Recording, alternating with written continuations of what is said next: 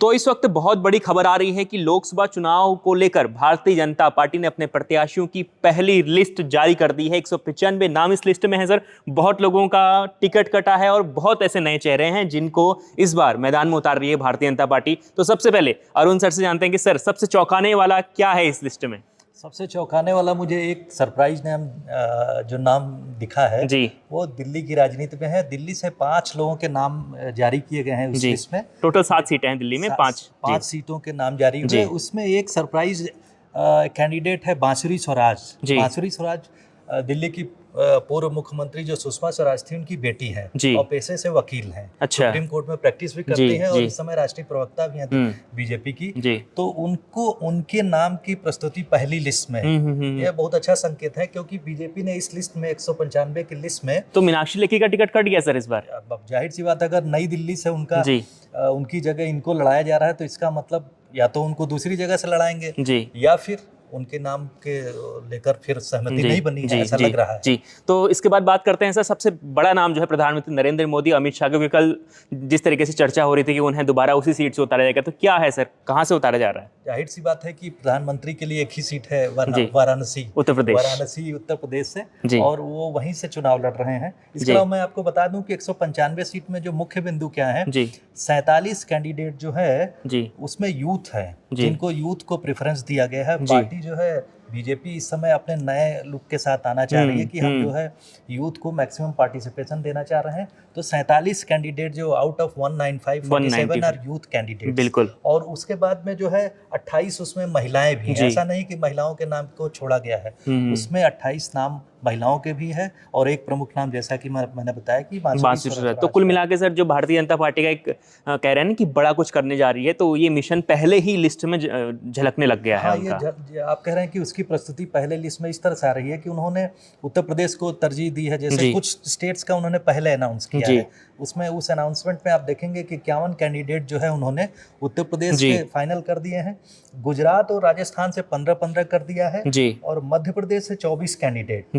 और मैं बता दूं कि झारखंड, छत्तीसगढ़ जो कि छोटे राज्य हैं, उससे 11 कैंडिडेट जो है उन्होंने उतार दिए हैं। और असम की कुछ सीट पर भी असम की सीट पर भी उन्होंने कुछ कैंडिडेट्स उतारे, जिसमें सर्बानंद सोनोवाल हैं जो कि केंद्र में मंत्री भी हैं और असम के पूर्व मुख्यमंत्री भी रहे, उनको दिया है। और मैं बता दूं कि जो हमारे किरण रिजिजू जी हैं, रिजिजू जो कि कानून मंत्री भी थे, इस समय स्पोर्ट्स मिनिस्टर भी थे, अभी भी केंद्र में जो है मंत्री हैं वो, उनके भी नाम की घोषणा इस लिस्ट। तो सर इसमें ये भी है कि 34 केंद्रीय और राज्य मंत्री भी शामिल हैं इस लिस्ट में, इस प्रकार की खबरें भी आ रही हैं।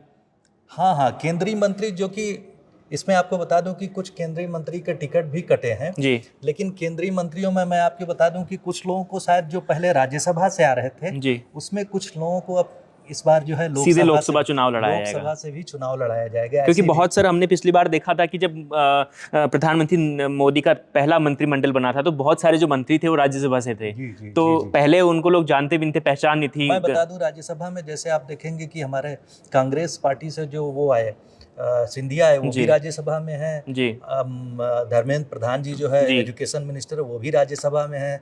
और आप देखेंगे कि ये जो हमारी फाइनेंस मिनिस्टर हैं वो भी राज्यसभा से हैं। इस तरह से बहुत प्रमुख नाम जो है विदेश मंत्री भी पहले राज्यसभा से शायद। तो कोशिश इस बार की है जो प्रमुख मंत्रालय हैं उनके मंत्री लोग जो हैं वो जनता के बीच में जाएं, क्योंकि उनके जरिए जो पॉलिसीज हैं उनका भी जो प्रोपेगेशन होना बहुत जरूरी है उनके मुख से। तो जनता के बीच में जाकर फिर से जीत के आते हैं तो एक बड़ा संदेश होगा पार्टी के लिए। तो इसके अलावा से दिल्ली की और सीटों का भी जिक्र हो रहा है। पश्चिमी दिल्ली से कमलजीत सहरावत को टिकट, तो किसका टिकट कटा है सर, क्या कह सकते हैं? इसमें जो दिल्ली में मैंने आपसे कहा कि जो दिल्ली में पार्टी बीजेपी ने जो है जो सबसे बड़ी बात मैं कहूँ कि इनको जो मनोज तिवारी के ऊपर जो कॉन्फिडेंस जताया फिर से 9 सीट से, तो वो भी ठीक है। कुछ लोग बातें कर रहे थे कि शायद वो इस बार चुनाव नहीं लड़ेंगे लेकिन या उनको टिकट नहीं दिया जाएगा, लेकिन ये बात दरकिनार। लेकिन सर इस बीच आज सुबह खबर आई कि गौतम गंभीर ने जब चिट्ठी लिखी राष्ट्रीय अध्यक्ष को, वो चुनाव नहीं लड़ना चाहते हैं। क्या उन्हें पहले से अंदेशा था कि उनका टिकट कट रहा है? जाहिर सी बात उन्हें अंदेशा था, क्योंकि जिस तरह से जनता के बीच में गौतम गंभीर जो है जनता के बीच में उस तरह से अपने साथ में जनता के बीच में सामंजस्य बिठा नहीं पा रहे थे, और जिसका जो है प्रतिबिंब जो है जिसकी वजह से, और एक यहाँ के लोकल जो बीजेपी के लीडर हैं जी उसी कंस्टिट्यूंसी के आसपास के, उसमें उनके साथ उनका जो है एक तरह से लोग कहते हैं कि लोग क्या कहते हैं, रिपोर्ट्स आ रही कि जी। फाइनेंस मिनिस्टर का एक प्रोग्राम था वहाँ दिल्ली में, जी उसी में वो एमएलए जो है वहाँ के लोकल एमएलए और इनके बीच में थोड़ी सी बहस हो गई थी। बहस हो गई थी। तो ठीक। जनप्रिय नेता होने के लिए आप मंच से मंच पे आपस में जो वैमनस्यता दिखे जी और झड़प दिखे, ये सब चीज़ें जो है डेमोक्रेसी के लिए और जो जनता के बीच में जनता का जो रिप्रेजेंटेटिव बिल्कुल। है उसके लिए शोभा नहीं देता तो है। सर कुल मिलाकर दिल्ली की बात कर रहे हैं तो मनोज तिवारी को छोड़कर जो 3 नाम जो दूसरे नजर आ रहे हैं वो नए नाम नजर आ रहे हैं, तो क्या बीजेपी का क्या है इस बार की बीजेपी दिल्ली में, क्या आम आदमी पार्टी को बहुत बड़ा झटका देने जा रही है भारतीय जनता जाहिर सी पार्टी? बात, आम आदमी पार्टी ने जो है बीजेपी के साथ में जो है जी इस बार पुरजोर तरीके से लड़ाई लड़ने के लिए कांग्रेस के साथ में 4 और 3 का समझौता किया जी था। 4 जी पे आम आदमी पार्टी लड़ रही है हम्म और 3 पे कांग्रेस पार्टी लड़ रही है। तो चूंकि आम आदमी पार्टी हमेशा कांग्रेस के ही परंपरागत वोट में सेंधमारी करती है, बिल्कुल। डेंट करती है उनको, तो इन दोनों वोट बैंक का जो कंसोलिडेशन था कांग्रेस और आपका, जी उसको मद्देनजर रखते हुए मुझे लगता है कि बीजेपी ने नई स्ट्रेटेजी अपनाई, जी नए कैंडिडेट्स जी उतारे हैं और वो लोग इस तरह से देख रहे हैं कि परिवर्तन के साथ जनता जो है नए कैंडिडेट्स को स्वीकार भी करेगी। तो उसके अलावा सर मैं देख रहा हूँ कि ज्योतिरादित्य सिंधिया को गुना से उतारा जा रहा है इस बार, तो क्या सिंधिया को दोबारा से मैदान में उतारना, क्योंकि सिंधिया सिर्फ अपनी सीट के लिए नहीं बल्कि मध्य प्रदेश की कई सीटों पर भी उनका प्रभाव रहता है, तो कितना फायदेमंद रहेगा सर सिंधिया का इस बार लोकसभा में चुनाव लड़ना? सिंधिया जैसे बड़े नेता के लिए मुझे लगता है कि जनता के बीच में जाके चुनाव लड़ना बहुत जरूरी होता जी। है।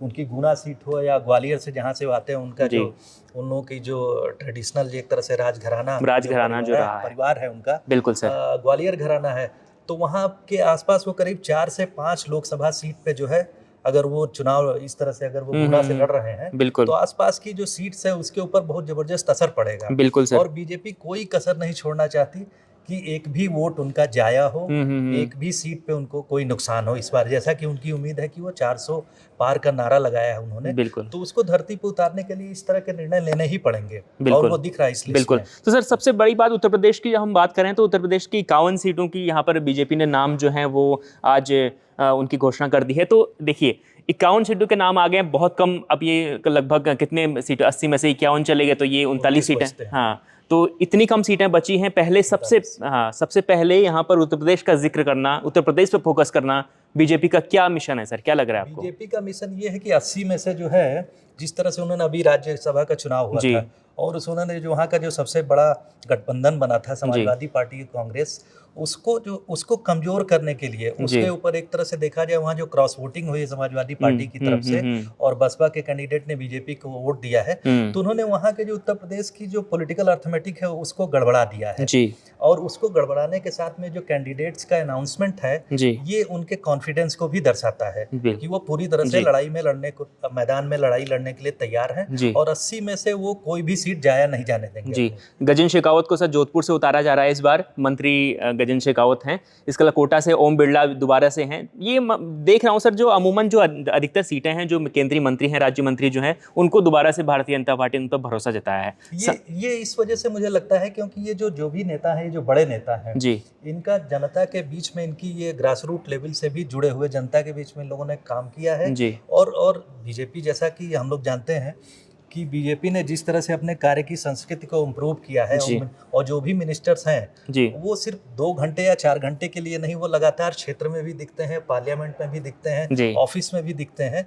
तो उन रिस्पॉन्सिबिलिटीज को संभालते हुए इन लोगों ने जनता के बीच में भी सरकार के जो कार्यक्रम है उसको जमीन पे उतारा है। बिल्कुल सर। इसके बाद 2 बड़े और नाम आ रहे हैं। पहली बात तो हम नोएडा में इस वक्त हैं, तो नोएडा से महेश शर्मा को दोबारा टिकट मिल रहा है और मथुरा हेमा मालिनी, क्योंकि बहुत जिक्र बीच में हेमा मालिनी का हुआ था क्योंकि अयोध्या भी गई थी, वहाँ पे उन्होंने अपना कहते हैं कि नृत्य सेवा प्रभु श्री राम के धाम में मंदिर में की थी, तो उन्हें भी इस बार मथुरा से दोबारा मौका मिला है सर। ये सरप्राइज है क्योंकि हेमा मालिनी के बारे में लोग कह रहे थे कि वहाँ पर उनको लापता घोषित कर दिया है जनता ने, वो जनता के बीच में नहीं जा रही थी, तो उनको लेकर लोग कह रहे थे कि उनको शायद टिकट न मिले इस बार, लेकिन फिलहाल उनको जो है टिकट मिला है। टिकट मिल गया है। पार्टी ने जो है उनके ऊपर कॉन्फिडेंस फिर से जताया है और उनकी पॉपुलैरिटी है, ये सभी जानते हैं उनकी पॉपुलैरिटी है। सर एक और बड़ा नाम शिवराज सिंह चौहान, विदिशा से टिकट से शिवराज सिंह चौहान का भी बिल्कुल विदिशा से शिवराज सिंह, जैसे हम कल चर्चा कर रहे थे सर कि शिवराज सिंह चौहान को या तो भोपाल से उतारा जाएगा या विदिशा से उतारा जाएगा, तो अभी ये घोषणा हो गई कि शिवराज को विदिशा से उतारा जाएगा। कितना इम्पैक्ट पड़ेगा सर? इसका इम्पैक्ट जबरदस्त पड़ेगा। इसका जो बीच में जो बात आ रही थी, बीच में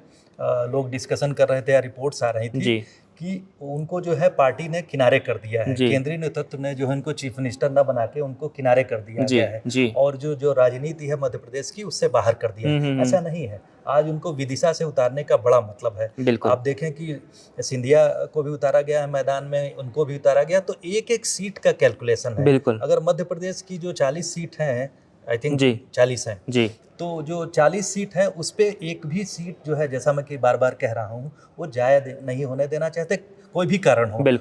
और जो ये शिवराज सिंह चौहान है वो तो ओबीसी के बड़े नेता हैं सर, बड़े नेता, उनकी पॉपुलैरिटी इस चुनाव में भी साबित हुई है। और सर दूसरी बड़ी बात ये है कि अगर इस बार राहुल गांधी अमेठी से चुनाव लड़ते हैं तो दोबारा स्मृति ईरानी से उनकी टक्कर होने वाली है, क्योंकि स्मृति ईरानी को भी अमेठी से सर दोबारा से टिकट मिल गया है, तीसरी बार सर कह सकते हैं, तीसरी बार टिकट मिल गया है। पहली बार हारी थी लेकिन 2 बार जो है, पहली बार अगर मैं सही हूं तो, और दूसरी बार उन्होंने जो है उनको हराया, राहुल गांधी जायंट किलर के रूप में जो है वो उनकी इमेज उभरी। और जिस तरह से वो फाइटर है, जिस तरह से वो क्षेत्र में हमेशा बनी रहती हैं जनता के बीच में, वो रास्ते चलते हुए जनता की समस्याएं सुनने की कोशिश। अभी कुछ दिन पहले ही सर उनका एक वीडियो वायरल हुआ था सोशल मीडिया पर कि किसी को जमीन का कोई मसला था तो वो बीच सड़क पर हड़का दिया था।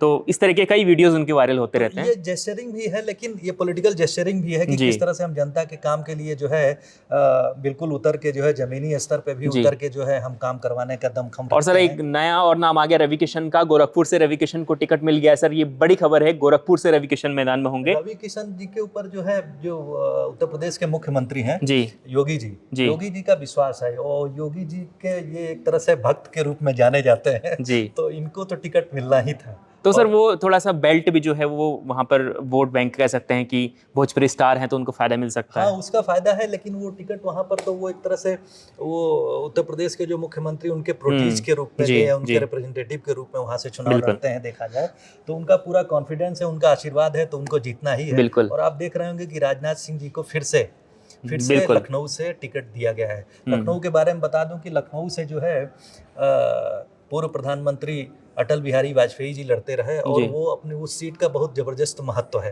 अगर वाराणसी के बाद में कोई बड़ी महत्वपूर्ण सीट है उत्तर प्रदेश में तो वो लखनऊ है, जहाँ से राजनाथ सिंह जी को प्रधानमंत्री या यूं कहें कि पार्टी ने जो है उनके नेतृत्व में फिर से विश्वास रखा है। और वो बड़े नेता हैं, उनका जो है फिर से टिकट मिलना जाहिर सी बात है कि उनकी लीडरशिप की क्षमता को पहचाना जा रहा है। बिल्कुल। और वो लगता है कि पार्टी जो है पुराने लीडर्स को अपने साथ में रखना चाह रही है। बिल्कुल। तो आपको बता दें कि इस वक्त बड़ी खबर यही है कि भारतीय जनता पार्टी ने पहली लिस्ट जो है वो जारी कर दी है। 195 सीट का निर्णय हो चुका है और इस लिस्ट में क्या है, एक समरी में आपको बता देता हूं कि इस पर प्रधानमंत्री नरेंद्र मोदी वाराणसी से दोबारा चुनाव लड़ेंगे।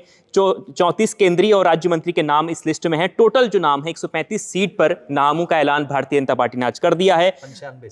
195 195 सीट्स का, और 28 महिलाओं के नाम है। 50 से कम उम्र, यानी इनको नौजवान जिनको हम कह रहे हैं, 47 सीटें हैं सर। 47 उम्मीदवार हैं। इसके अलावा मैं आपको बता दूं कि 51 सीटें जो हैं उत्तर प्रदेश की हैं, गुजरात की 15 हैं, राजस्थान की 15 हैं, केरला की 12 सीट हैं, तेलंगाना की 9 सीट हैं, असम की 11 हैं, झारखंड की 11 हैं, छत्तीसगढ़ की 11 सीट है, दिल्ली की 5 है, जम्मू कश्मीर की 2 हैं और उत्तराखंड की 3 सीटें हैं और अरुणाचल प्रदेश की 2, गोवा की 1, त्रिपुरा की 1 और इसके अलावा टोटल जो है वो 195 सीट का सर ऐलान हो चुका है। भारतीय जनता पार्टी ने चौंका दिया है, बहुतों के टिकट कटे हैं, लेकिन कुछ ऐसे नाम हैं जो नए यहाँ पर जोड़े गए हैं। खासतौर पर दिल्ली में भारतीय जनता पार्टी ने मनोज तिवारी को छोड़ा है, तो बाकियों के जो नाम है सबको चौंका दिया इस नाम को लेकर। इसके बाद जो बड़ी खबर आएगी वो हम आप तक पहुंचाते रहेंगे। देखते रहिए India.com।